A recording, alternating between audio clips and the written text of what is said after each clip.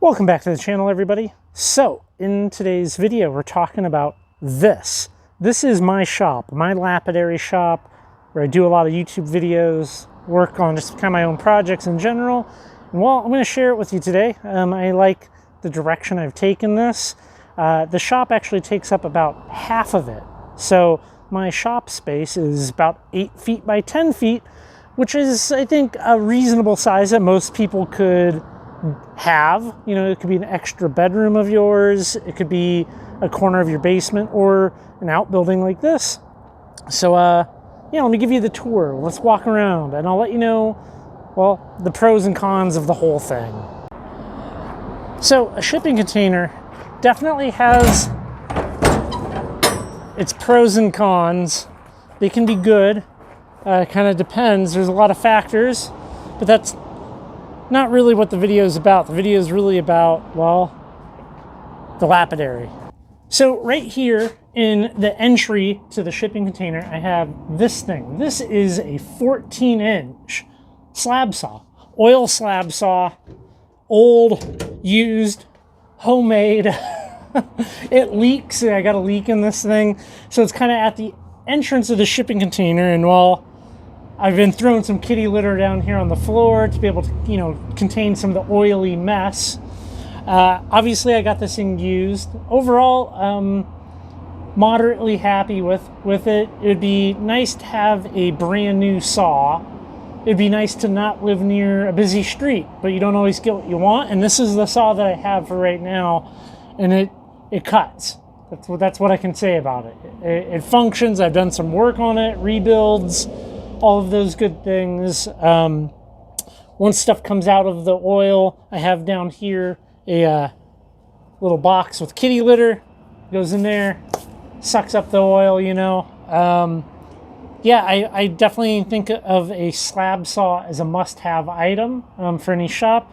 It allows you to take big rocks, slab them up, break them down into halves, do what you need to do.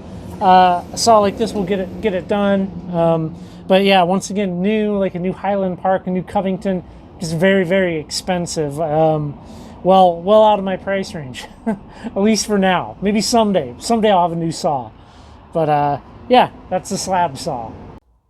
Forgive the fisheye mode, but it's kind of required to capture, well, the dirty portion of the shop that you never see. There's the slab saw.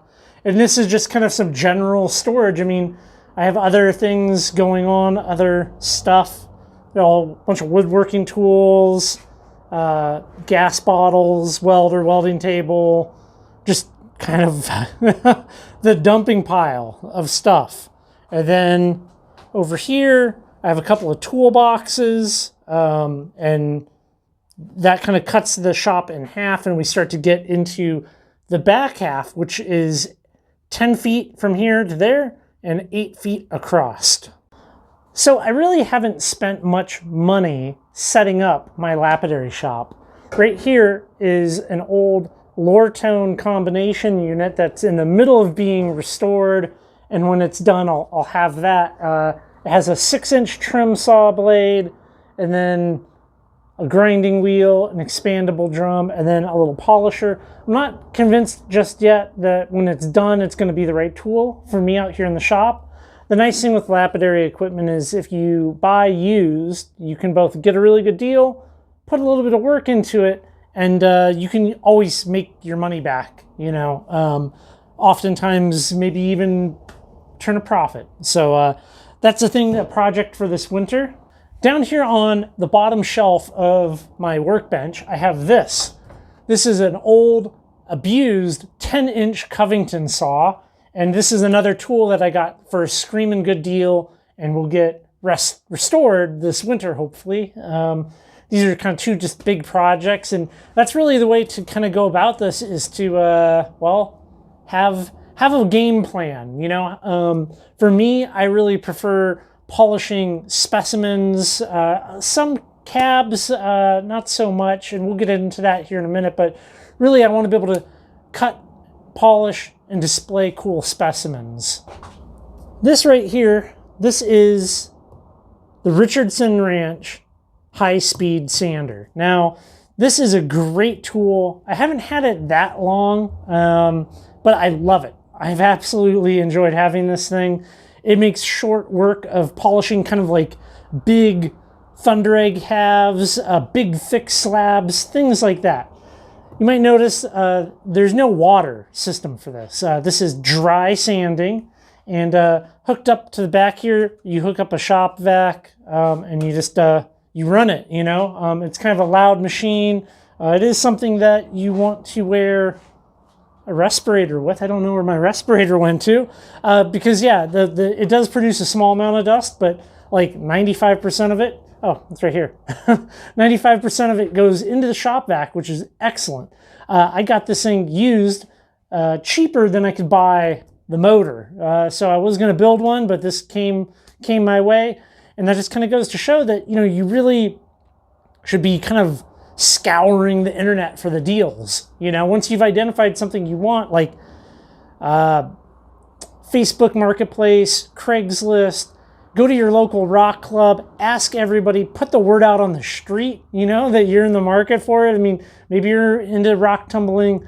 Hey, tell literally everybody you know that you're looking for a rock tumbler, and I guarantee you, give it enough time, somebody's going to call you and be like, yo, I'm at a garage sale. They got rock tumblers here. You want one? And you'll get this stuff. You'll build your shop out. What you're seeing here today is kind of an accumulation of time. So yeah, so that. So right next to the high-speed sander will be a Cerium Oxide wheel. I already got a big pulley. I got a functioning motor. I got the belts. I got bearings coming in the mail. And I'll have that thing. I'm going to build that myself. I already kind of have a good design, so that should be a lot of fun. Directly across, now you've probably seen these guys. That is the High-Tech Diamond All You Need Flat Lap. I got some wheels, some flat lap wheels, and the 6-inch trim saw. These are great little units, you know, provided you use them as intended. You know, I mean, it's is what it is, right? We have affordable equipment. Treat it as such, you know. I do love them, but the flat lap here is definitely not as fast as this thing. But you can't do a small cab on that, and I've done many cabs on this. This trim saw is good. It's a big step up from a tile saw. I like it. It's very end serviceable, end user serviceable. I mean, you can pull this black housing off and have access to the motor, and fully made in America, which I love that. The only downside thing, can't even talk. The only real negative things I've heard about these from people are from people that have totally abused them. I heard from one person that left it outside over the winter, and they acted like it wasn't going to experience problems, that the motor died because it sat outside. It's not an outside item. Keep your equipment dry and clean, you know. Right here, little Dop Station, have that. Have all kinds of little bins of rocks all over, different tools, all kinds of stuff. Forgive my sloppy handwriting. I got a big bin of tools here underneath that bench, trash, water. So I have a pump for this guy. So I have clean water, gets pumped up. Bad water flows down through this thing right there. It's a nice little setup. I'm happy with it. Up above, since we have a high ceiling, I just kind of have a loft area that I can just throw tools and stuff and junk in. And well, here is what you see typically. If you watch the Saturday night special, typically that is the view that you have. Maybe a little bit more like that. What you don't see, well, that's what the view that you don't see. So all of these rocks here, this is stuff that I've collected on trips relatively recently. And what I do is I stagger them all out so that when I do wrap-ups on the Saturday night special, it's kind of already here. And then I process it down, pack it away in bins, or use it, cut it, do things do that stuff. So that's kind of the system here with the bench. I do need to be a little bit more efficient probably in my space, because realistically I have 8 by 10. Granted, the ceiling's a little high in here, but you know, a person could easily make a 8 by 10 shed space or whatever. And you know, right here we have, I could have the slab saw over here, but it's kind of an oily mess, right? So yeah, I think you can put a small space together with benches in kind of this U shape, which is another thing that, you know, I have a bench here, a bench here. I have my nice little sitting area with even some more rock storage, some additional storage, tools, things like that. And then of course, the beautiful display of rocks that people have sent into the channel that get worked on and different things like that. But yeah, it's a nice little setup. One thing that is somewhat of a new addition is you see that runner right there and right there. Well, check this out. So sometimes I just need some extra space, and for those times, boom, just like this. And now I'm penned in, but it is some additional workspace, which is excellent. You know, having a shop like this, it allows me to kind of be creative and make videos and do those things. So I would highly recommend you figure out your own space if you're really into lapidary, if you want to.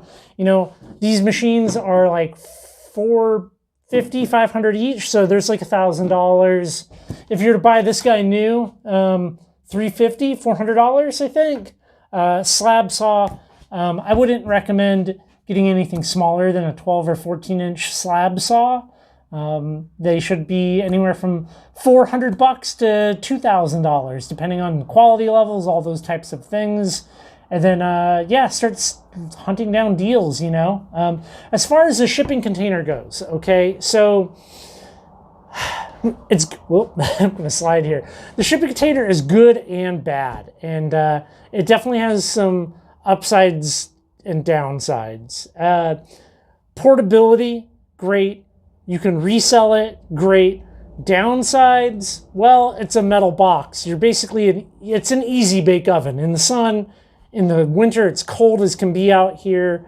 You know, this is what's considered a single shipment. So this was made in China, loaded up with junk, shipped here to America, and then I bought it and dropped it in my backyard. Not all places will be not all cities will allow you to have a shipping container, so that's another factor. But it generally falls under the square footage guidelines for permitting, so that means you can kind of just set it down. I do have concrete footers on this, which raise it up a little bit and get some airflow. Generally, you don't have to worry about many issues with that. It could potentially sink into the ground, so that's something to factor in. I gotta jack this thing up and level it out a little bit. But yeah, I mean, overall, hey, I mean, I've been using it for years. It would be nice to have some heat out here. I'm gonna try to figure out a heating option for this winter. Well, overall, I'm quite happy with my little shop here. You know, yeah, I like it. It's cozy. Would I love something bigger? Oh, you bet I would love something bigger. But making do with what I have. Hey, I hope you enjoyed this tour of my rock shop, my 2021 rock shop tour. And, you know, I think it's pretty good. It's really starting to come together. It'll be really awesome when I have my Cerium Oxide wheel machine. Then I'll have a setup for cutting stuff down, cabs, cutting slabs up, you know, the littler stuff. And then on this side with the Richardson's high-speed sander and the big Cerium Oxide wheel, I can be able to polish stuff that's, you know, 12 inches across, right? Stuff that I had to go to my rock club to cut. So small stuff, big stuff, and, you know, I'm well under the $2,000 mark cumulatively for the tools. Anyways, if you have any questions, I'm happy to answer them down below. Go go ahead and just drop them down there, you know. I really highly recommend this as a hobby to everybody. I know $2K seems like a big price tag for getting into something. I agree, but at the same time, some perspective, you know, compare it to skiing, compare it to golf, compare it to any number of other hobbies. What's a high-end mountain bike go for these days, you know, that type of thing. It's not that bad. It's something you can do with other people, doesn't require a ton of skill to get into, and you can acquire the tools in bite-sized chunks over a long period of time. So that's my elevator pitch for getting into lapidary. And I think with that said, thank you so much for coming by the channel. Thank you so much for watching my entire video. If you like the content that I'm producing here on this channel and you want to support the content even further, you can do so by becoming a channel member by hitting the join button down below. The membership comes with a growing library of exclusive videos and just great other extra content. So just follow the links down below and I will see you on the next video.